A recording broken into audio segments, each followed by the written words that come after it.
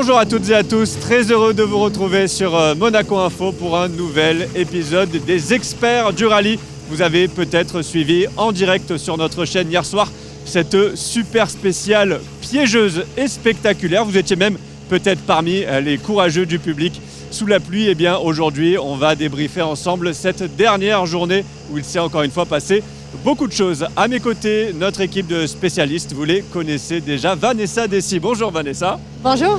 Et Franck Phillips, notre consultant sport auto sur la chaîne. Salut Franck. Salut Frédéric, bonjour à tous. On l'a dit Vanessa, énormément de choses encore une fois à raconter sur cette dernière étape d'un 94e Monte-Carlo qui a été remporté par un Oliver Solberg intouchable. Retour redoutable du col de Brosse, 20 ans après, dans des conditions extrêmes. Grippe précaire, choix de pneus décisif, erreur coûteuse. Fourmeau s'est montré incisif et confirme le retour des Hyundai. Evans, très constant, est resté dans le rythme jusqu'au bout. Ogier n'a jamais vraiment trouvé de solution sur cette neige fondue. Neuville a limité les dégâts après une crevaison précaire. Des pièges ont été nombreux et quelques sorties de route. Et c'est Solberg qui construit sa victoire. Après quelques frayeurs aujourd'hui, il s'impose sur l'un des Monte-Carlo les plus exigeants de ces dernières années. Et c'est d'ailleurs la deuxième victoire en WRC pour le Suédois qui s'était imposé au rallye d'Estonie l'an passé. Je vous propose de l'écouter après l'arrivée. Il est au micro de Gaëtan Lebrun. Les premières journées dans la rallye, c'était pas simple, mais dans ma tête, c'était mieux. Mais les derniers 2 jours, c'était incroyable stress dans ma tête. Et ouais, je pense j'avais calme dans la dernière spéciale parce que là, j'étais full focus. Mais avant, c'était un peu stress parce que où je conduis un peu vite ou pas, et un peu comme ça. Mais non, c'était parfait. Magnifique victoire donc d'Oliver Solberg. Franck qui a réussi finalement à faire ce que son papa, Peter, n'avait jamais réussi à accomplir sur un Monte-Carlo. Absolument, en fait, Peter a participé un nombre de fois au rallye Monte-Carlo, 6 fois placé, jamais gagnant, un abandon. Et son fils, pour la première fois en WRC, en fait, le Monte-Carlo choisit son vainqueur après ses péripéties, même aujourd'hui, un tête à queue, plus de petites fautes dans la montée de la cabanette. Le Monte-Carlo avait décidé que c'était lui l'élu. Donc félicitations à lui. Et Vanessa l'a dit, il a été absolument intouchable sur ce week-end. Il a fait la différence très tôt en prenant des risques sur des portions où d'autres n'ont peut-être pas osé en prendre finalement. Oui, en fait, c'est la fougue de l'âge. On le rappelle, il a 24 ans. Et puis, il avait peut-être aussi à, faire honneur à son papa. Donc, il a vraiment fait une course extraordinaire.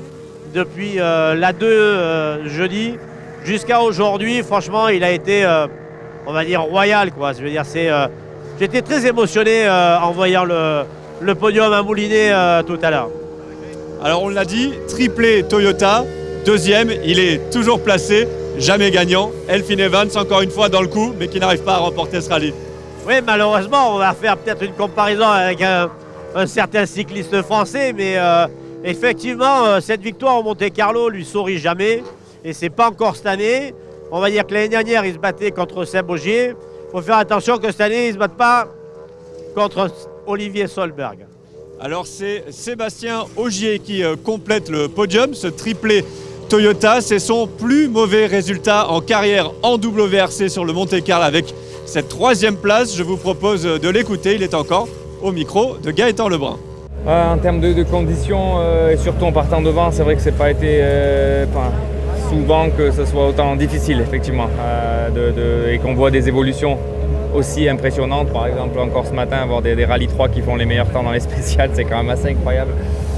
Donc, ça montre la situation dans laquelle on est en partant aux avant-postes.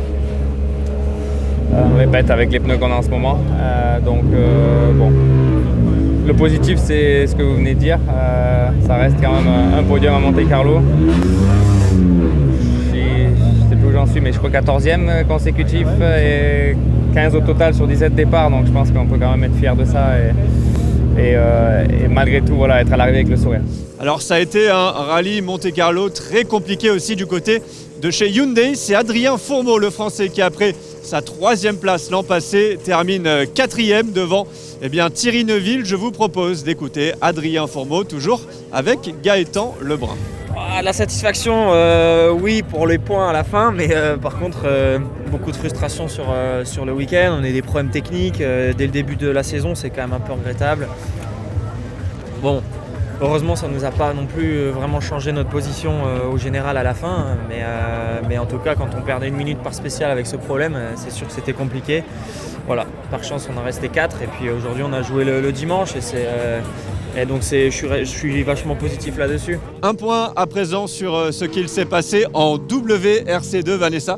Les années se suivent, mais les Rossel aussi. Un Rossel peut en cacher un autre. Léo Rossel a dominé le rallye de bout en bout, impeccable depuis vendredi. Il n'a jamais été inquiété. Camilly et Dapra se sont livrés un véritable duel sur ce podium. Johan Rossel a signé un scratch marquant dans les meilleures conditions, mais c'est Léo Rossel, le petit frère, qui signe son premier scratch en WRC2 et qui frappe fort dès le début de saison. Léo Rossel, vainqueur de la catégorie WRC2. On l'écoute tout de suite avec Gaëtan Lebrun. C'est un grand moment dans ma carrière, une première victoire en WRC, en plus ici à Monaco dans le rallye le plus mythique de la saison, et un des plus compliqués depuis de nombreuses années. On est super content de ce qu'on a fait tout le week-end. La voiture elle a été parfaite du début à la fin. Franchement, j'ai été hyper à l'aise dans toutes les conditions, que c'était asphalte, la glace ou dans la boue. Et je pense qu'on a été les plus réguliers de tout le week-end, on n'a pas fait d'erreur, donc c'était vraiment un week-end magique. Alors on le sait, il y a toujours de très belles histoires à raconter sur le Monte-Carlo. J'aimerais que l'on évoque, Franck, celle de Matteo Fontana, pilote Ford en Rallye 3, qui a remporté 2 scratchs sur ce rallye Monte-Carlo. Expliquez-nous finalement comment cela a été possible. Oui, c'est l'histoire du petit poussé en WRC3 avec sa Fiesta. Et justement, on explique ça aussi parce que la spéciale de la cabanette, donc il y a en gros 11 épingles dans la remontée de la cabanette. Bien évidemment, les premiers qui sont partis, il y avait de la neige, de la slush, cette espèce de neige, on va dire, transformée. Lui partant 30 minutes derrière, grâce au soleil, c'est un petit peu fondu. Mais ça ne fait pas tout parce qu'il faut quand même appuyer sur la pédale et tourner le volant. Et croyez-moi que la montée de la cabanette avec seulement 200 chevaux contre 400 chevaux des Rallye 1, il va falloir bien l'envoyer. Et franchement, c'est la belle histoire parce qu'il n'en fait pas un, il en fait 2. Donc bravo à lui.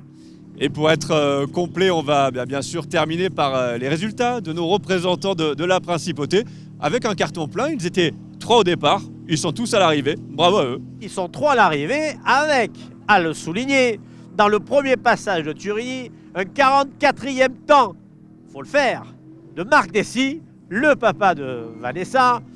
Donc c'est vrai que, allez, ça doit faire plus de 250 fois qu'il passe dans Turini, mais le faire avec une Alpine, un 44e temps, ça veut dire qu'il en laisse au moins 14 derrière. Faut le faire, il faut le saluer, parce que hier, c'était pas facile sur la super spéciale avec l'Alpine.